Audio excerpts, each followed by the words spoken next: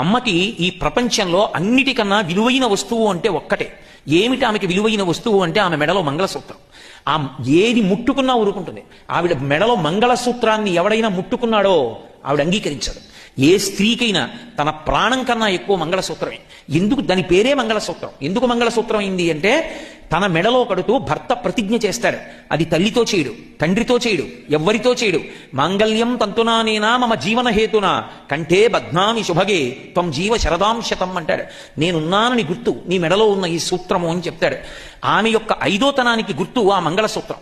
ఆ మంగళసూత్రాన్ని ఎవరైనా ఇలా పట్టుకున్నారో ఆమె అంగీకరించదు. అందుకే మంగళసూత్రాన్ని చేత్తో పట్టుకోవడం కానీ, మంగళసూత్రాన్ని బలవంతంగా లాగడం కానీ, అది గాలిలో విసిరివేయబడినట్లు కానీ, అసలు అటువంటి అమంగళకరమైనటువంటి విషయాలు చూడకూడని సమయంలో కంటి వెంట పడకూడదు. అసలు లోకంలో అటువంటివి జరగడం అన్నది కూడా ఉండకూడదు. అసలు లోకాలకన్నిటి